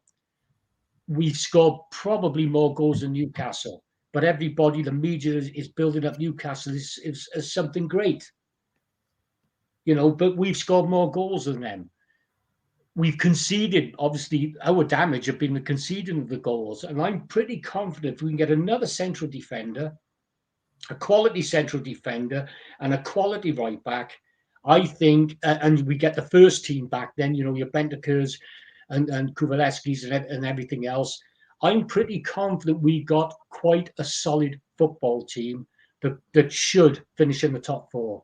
Because I don't see any other team, maybe other than Arsenal, as Gareth said, that could play better. Man City are not playing great. Man United still seems to be quite lucky. Chelsea are rubbish. Liverpool are not playing very well, and their defence is worse than ours. So I'm not that concerned as long as we get, I think, a right wing back a central defender. I would also like to see a playmaking midfielder. I know you're not asking for a lot there, Eero. Yeah, but I know people are saying he doesn't fit in the way Conte wants to play. But you've also got that opportunity then to change a game, because what is this, six substitutes now? 5. And you it's no good doing the same thing every time and hoping for a different outcome. But if you've got a situation where, okay, well, our wing backs are not performing, let's put a playmaker in there to break defenses, so you can change a game that way. So I thought they're the 3 players, but definitely a central defender and a right wing, and I think we'd be a different football team. Gareth, do you think Antonio Conte will be our manager next season? No, I'm confident in saying that. 100%. Not a doubt in my mind he won't be our manager next year. I just don't see it. If you look, Chris, you're speaking there about the facts. The press conferences are very, very weird. He's not committed to the club once already. He said it's a conversation for me and the club they have, and it obviously boils down to the future. What he's obviously like. They've had this conversation by now, Chris. They would have discussed the January window months ago. They'd have had that conversation in November, or even maybe as it is December, say. But they aren't having it this week. If Spurs were going to sign players or going to spend money, we would know about it by now. From what I'm hearing, it's try to get players out, to get players on, maybe a loan deal here. You might get something like that, but I don't see major movement in the window happening. And Roy's saying there about getting players on, and you know what, we'd love to sit here and say let's get players on. And he's saying about maybe teams, apart from maybe Man City or Arsenal, we could be the next best. I don't see that at all. I haven't seen that at all this season. I look at a team that's massively reliant on Harry Kane. You take away Harry Kane this season, we're in massive trouble. If he was to get injured, I don't know where we finished, and that's the honest truth, because there was a time before where we could rely on Son, but that's not there anymore. Unless he has a renaissance in the second half of the season, which he tends to do. He tends to have a better second half of the season than first half, if you look at history. But he's had such a poor first half this time. And I don't know. There's something not right with Son. But look, we desperately need investment this summer. If we're not going to get it in January, we need it in the summer. But I hear a lot of fans talking about spend 200 million, spend 300 million. Look, you could spend 300 million and waste it. It doesn't necessarily mean it's going to make you better. The recruitment's got to be better. We could get 2 players on it, 25. We could Kulusevski and Bentancur didn't cost a lot of money, but they're 50 million pound players now. It's about getting the right players on, and I think a lot of fans are getting confused. You look at that lad Brighton signed for £3 million. The lad Matoma looks a real quality player. Don't get obsessed with transfer fees. You look at our biggest transfer fees. Most of them have been fails, and Dombele, Celso. I'm not Levy's biggest fan, but I do think he has spent money at times, and he spent 150 million net in the summer, I believe. So, has he seen a return for that money? Romero, I know he was made permanent, so that counts as well. I think Romero's a good buy. Basuma's not worked out at the minute. I hope he gets better. But we've got to spend our money wisely, because we haven't got loads of it in terms of we're not Man United or Man City, or we're not going to go out and just spend 500 million every summer. That money's not there. And the flip side of it, Chris, if you're Daniel Levy now and you're watching the games at the stadium, can you hang your hat on Conte? If you're judging Conte based on his time at Spurs, do you look at the team and think this is the manager I'm going to back? I'm not so sure he thinks that way as well. So it could be that it's not just a Conte problem. It could be a problem that the board have with Conte as well, because this style of play, Chris, is absolutely unwatchable at times. So it wouldn't surprise me if we get to the end of the season and if we can manage to get into the top 4 or win a trophy, I still think Conte will leave anyway. Because I think he realizes now that what he wants and what he'll get isn't going to happen at first. The problem is, though, Gareth, is who the team and the club's not going to change if Conte finish. No other manager's going to come in. You're going to have a situation where it's not going to change under a different manager anyway. No, I get that, but I still think under a different manager we can go a different way. It can improve. It can bring some young players in, improve it. Pochettino worked with very little money. I look at managers out there like Brendan Rodgers. Brendan Rodgers will be available in the summer. I think he's finished at Leicester. If Conte was to move on, I think that's the kind of manager we would need to come on. I think it's gone quite stale. We've tried Mourinho, we've tried Conte, and if we don't get into it, I mean, you're saying about expectations. I agree with you, Roy. I think if we finish top 4 this year, it's another good season. I don't really put us as title challengers. I think a lot of people are annoyed because of how well Arsenal are doing. But Arsenal have overperformed. No one expected Arsenal to be in, sitting top of the league at this stage. So I think that's a reason why a lot of Spurs fans are angry. But I agree with you. If we finish top 4, it'd be a really good season. But if we don't finish top 4, it'll be a failure. And I do think that there'll be another manager next season, but it will have to be backed by money. But the recruitment's got to be spot on. There's no good. I agree with you. Don't get hung up over a £100 million player or a £50 million player or a £20 million player. That player has got to fit in with the team, and very rarely they work out. And the big spending clubs buy a player and they don't work out as they expected it to. But I don't believe my biggest one on this is if Conte. I don't want Conte to leave. I've got to be honest. I think he's a fantastic manager. As I said, we scored more goals than we're playing shockingly bad.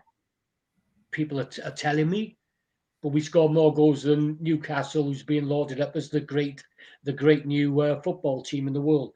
But Conte, in my opinion, I would love him to stay, because if we went back to somebody like Poch that started bringing young players through, the project's starting all over again. We're going back 5 years. I think we have to start again anyway. I think we have to start again anyway. Even if Conte stays, we need to ship a lot of these players out anyway. But I think a certain profile of player Conte wants, they're going to be 26, 27, trying to sign players in their prime, which is something Spurs don't usually do. But look, that's where the club have got to change. But that's where the club have got to change direction. Surely, if he was to finish top 4 or win a trophy this season, I would have to sit there and say, do you know what? I'm not a big fan of the football, but it's provided success, and therefore, he should be backed. But I'm watching the football, and I just don't think it's sustainable as a football coach. It was like Mourinho. It only can be so good for so long. But if you're playing this way, like, you have to agree, a lot of these results we've had are lucky as well. Last minute goals, teams missing chances, Harry Kane's unbelievable form. I'm not expecting this to continue second half of the season, I'll be totally honest, unless players come in or our players have a massive turnaround. Conte said recently that last season was a miracle. And I agree. I think that the last January transfer window, Bentancur and Kulusevski, 2 players, 2 game changers, 2 players that walk straight into the team. And I think the definition of backing Antonio Conte is doing exactly that again in this January transfer window. Now, a week of this window has already gone. We haven't signed anybody as yet. Now, last question for all 3 of you. Gareth, let's start with you on this. You've just said to me that you don't think Antonio Conte will be the Spurs manager next season. So how do the club, how does Fabio Pracci, Antonio Conte, Daniel Levy approach this January transfer window for a manager that may not be there next season? What do you think he wants in this window, and what do you think he's going to get? Look, as I said, we're all speculating about Conte, but we're going to know in 4 weeks' time if he's going to be here or not. Because if they don't sign players, then it's a comment that tells you everything. He won't be here. And as Melvin said, we can trigger an extension. You can't trigger an extension. The manager doesn't want to be here. So if he doesn't want to be here because we're not spending money, then he's going to go. The club won't have a manager here that's not committed. If you look at Conte the last couple of months, Roy's right in saying he shouldn't believe what you see in the media, but he hasn't been himself at times. Sorry to interrupt, Gareth. He has said a number of times he is happy at the club and he wants to stay. So is this the case? Because from what we understand, it's the club that can activate the clause to say, yes, you're going to stay for another year. That hasn't happened. Do you think they're happy with Conte? As I said to you, I think there's probably frustration on both sides because they're looking at the way the team's playing and they're not playing well. We're not. There's a lot of fans as well. They're not happy with the style of play. Like, they're backing Conte, but they're sitting on the other side of it going, well, we're not playing that well. So it's a big one. I think if we were back in Conte, we would be spending money in January, and if it doesn't happen in the next 4 weeks, then 99% certain he won't be the Spurs manager in the summer. It'll just be nursing it through. But look, it's if he was to go on and win a trophy this year, and Spurs haven't backed him in the summer in January, then we're going to look very silly, and I'm probably going to look very silly as well, because but what do you think they will do in this window, Tottenham? Loans, possible 1 or 2 loans, maybe. Apparently, we have to sell, they buy, and who's like, if we're going to sign this right back, who's going to sign one of our right backs? I just don't see it. We also have this problem of demanding unrealistic fees. We'll probably try and want to get our 25 million back for Emerson Royale. No one's going to pay it, so you're going to struggle. They move these players on. I think ideally you have to try and sell them cheap. Levy doesn't really like doing that. Dele Alli, we sold him cheap. That's about it. Our players have hung around. We've Ndombele and Lo Celso have done. Is this their second loans? Players that have been here a long time don't get sold sometimes, because Spurs think if they go out and loan them, they might increase their value, and then they just end up coming back, and we're stuck with them again. So no, it's really up in the air, Chris. I don't think it helps the team. That's the one thing I would say in regard to the performances. I don't think it helps the players. Yeah, knowing that is Conte going to be here next? After Conte could turn around after this January 1 and go, do you know what? I'm away because he's walked away before clubs. So, maybe I'm being presumptive. They think he's going to be here until the summer, even if he doesn't get his way in January. He might just say after January, do you know what? I'm going to walk away now. I hope that's not the case, because I think he should be here until the end of the season, no matter what, because we need stability. But Chris, if he doesn't get what he wants, he will leave, and that we got Levy would have known that when he employed him. So unless there's been a change, and the only change I can think is, Chris, is maybe the board ain't happy with the style of play, because they were very happy with Mourinho at the start, and then towards the end, even when we got to a cup final, it became that bad. They sacked them before it. So these next few games are crucial as well, Chris. If we already lose the Arsenal and lose the Man City badly, then all of a sudden the manager becomes under pressure as well, and Levy, because he hasn't spent. So it'll be directed at both of them, probably more so towards Levy. But there will be fans as well. It'll say, well, what you've got at your disposal isn't really doing what they should be doing. They're underperforming. So it's a massive month in terms of fixtures, in terms of transfers, and in terms of Conte's future. Melvin, let's come to you. Same question. Even Michelle asked here, what does Conte want in January? In my opinion, I feel that he would want exactly the same as what I want: a right wing back and a centre back. Do you agree, Melvin? Yeah, I think every single Tottenham fan can identify our problems, because they're quite clear. I don't think that's the issue. I think we all know where the problems lay. At the same time, I think it's tricky, because we're dealing with Daniel Levy and Enoch, who are the most frustrating, owners, I think, in the maybe top half of the Premier League, let's say, because they don't act like a big club sometimes, which is something that I think most Spurs fans are frustrated with.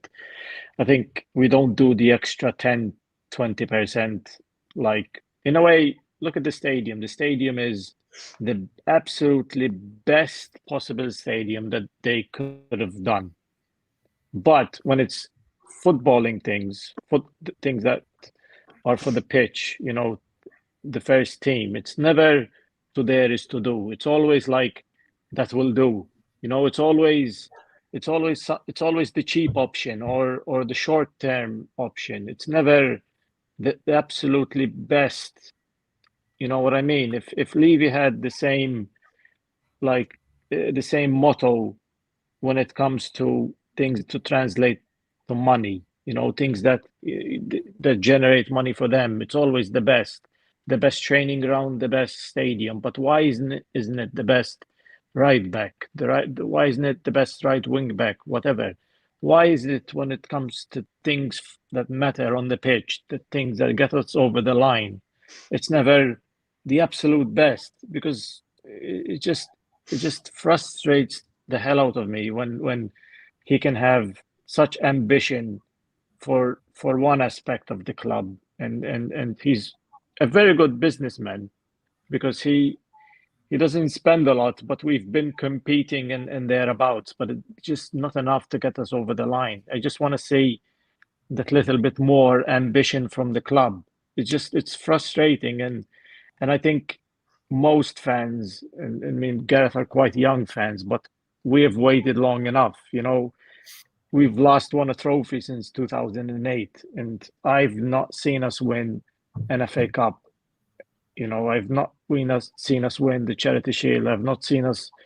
I saw us in many finals, but I've not seen us, you know, get it over the line since Jonathan Woodgate scored in the last final that we've scored in. So it just, we're nearly there. It's just the last step is the most difficult step to take as a football club, and it just seemed the fans have waited enough, and we've been patient enough, and now it's just like it's getting to the point where if we don't buy a right back to drastically improve our season, most of the fans are going to be like, why did we wait this long? Why are we doing this? It's going to be extremely frustrating. And I've never been the type of person to be Nick in, Levy out, whatever. I just always supported the club.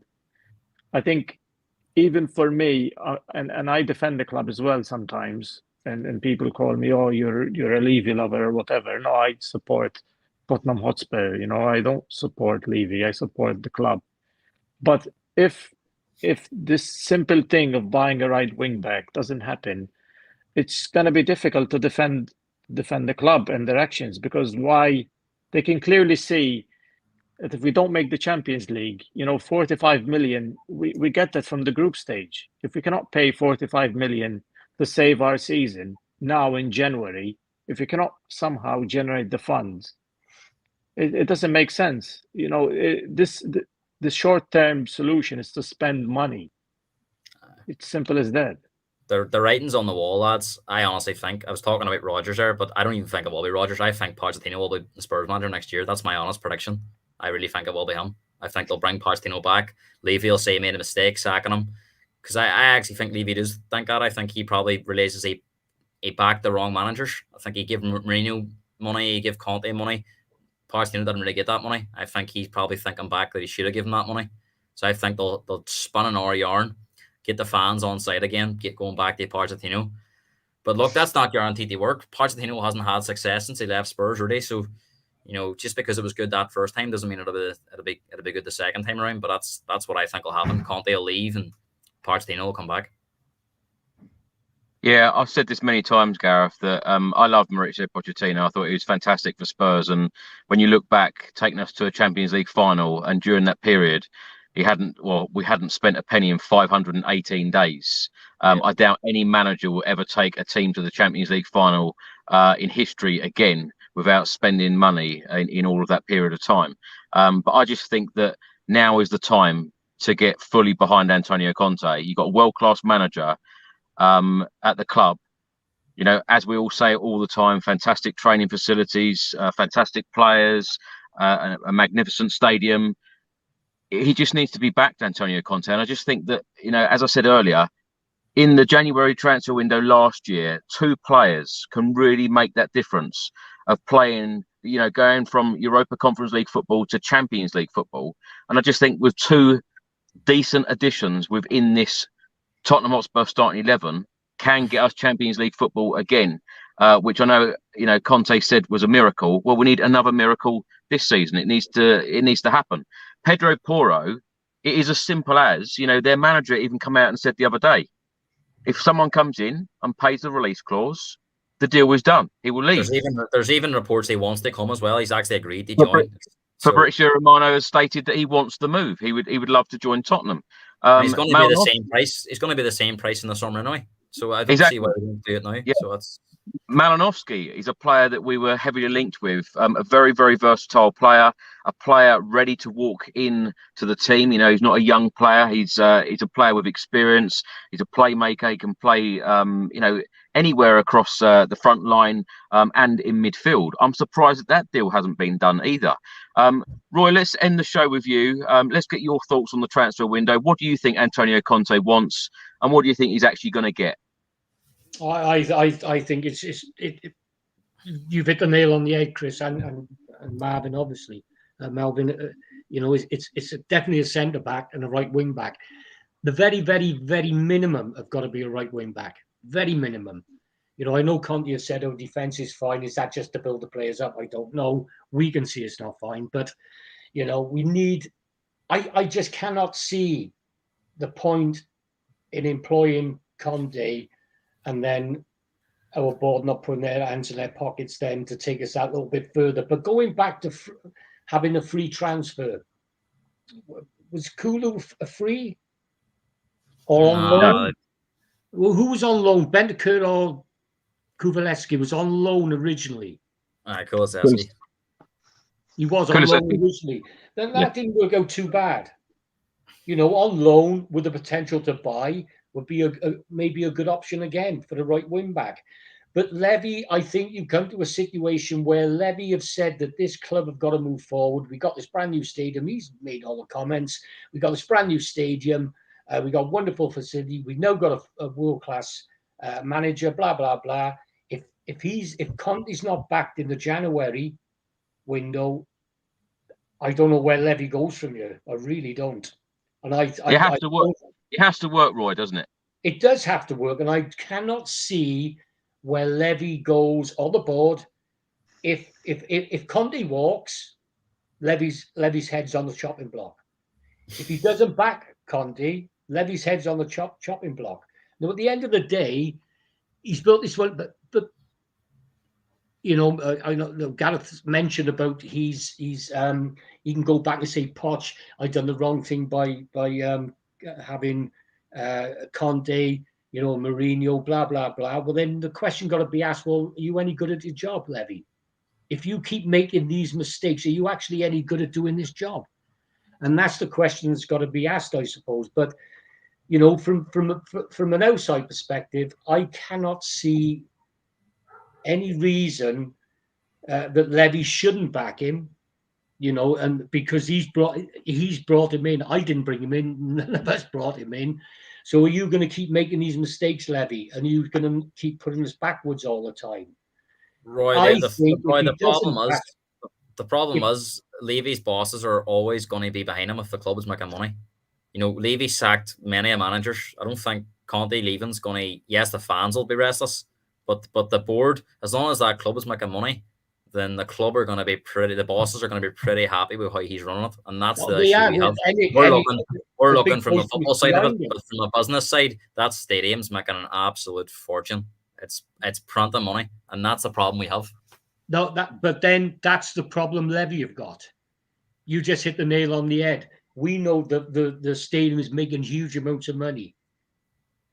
And all the supporters are asking for is that money to be diverted into the football team to make the football team better. At the end of the day, Tottenham Hotspur Football Club.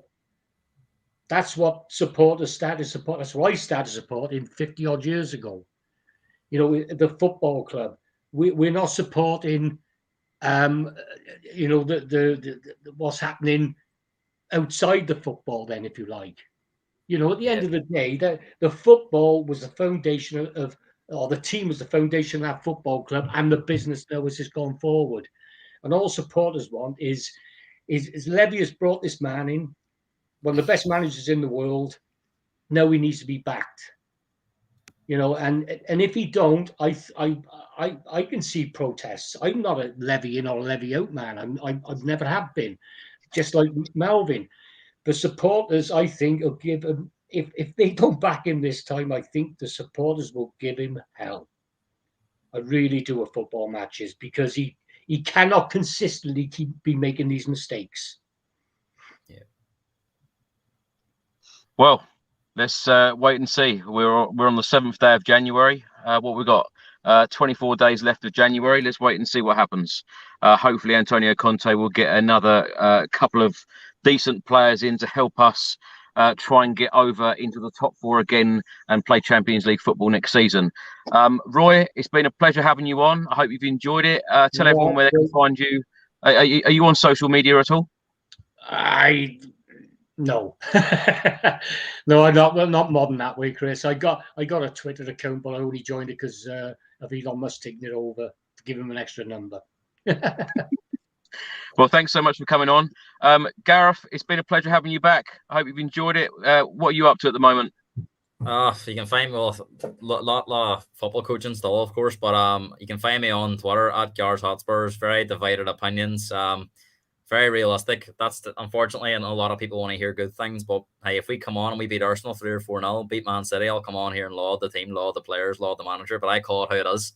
If you look at some of my tweets, I've been red-faced all season. I've absolutely hammered the team at halftime in certain games, and they've come out and won 4-0 against Palace. I'm sitting there going, I look like a right idiot now. But look, I hope I look like an idiot next week, and I really hope we absolutely smash Arsenal to pieces. Chris, come on, we beat Arsenal. Get me on next week and let everyone laugh at me, honestly, because I pray it happens. I pray it happens. I don't want to be sitting here next Sunday texting you saying I told you so. I really want to. I want you texting me saying that you got it all wrong. So look, that's where we're at the moment. I really hope I'm doing that next week. Yes, Melvin, it's been a pleasure having you back as well, and you're getting this good streak now. You're coming on here when we're winning. Yeah, I'm glad you noticed, and I'm glad you said that. You mentioned something. Yeah. It's been good to talk about Spurs. I usually never say no when you ask me because it's like free therapy session. I just don't have to pay you. I don't have to do nothing. It's all free, and it's good. And if I don't speak to you guys about Spurs, it's who am I gonna speak to? Even though there's quite a big following in Spurs in Malta, but it's always good to talk. You can find me on Twitter at Shwirap Melvin. But yeah, people seem to know me of Melvin from Malta now because Chris keeps saying that. No one really knows how to pronounce my name. It's just Melvin from Malta. That's it. Yeah. Simple as that. Yeah. Well, Roy, Gareth, Melvin, thanks so much for your time. I'm glad that Tottenham Hotspur are through to the 4th round of the FA Cup. And of course, the draw, as I said earlier, the draw will take place Sunday afternoon. Let's hope for a nice, easy one at home again. And let's hope that we can then go through to the 5th round. But of course, it is the North London derby. Next weekend is the big one. Hopefully, we can prove Gareth wrong and we can get the 3 points in the Premier League. And it'll be a good performance against our North London rivals. Thanks so much for supporting the channel, everybody. As I said earlier, if you're watching on YouTube, please do hit that subscribe button, like, share and comment below. And if you're listening to this on an audio platform, please do hit that follow button and leave a review if you can. I'll see you in the next one. Until then, come on, you Spurs. Come on, you Spurs. Spurs.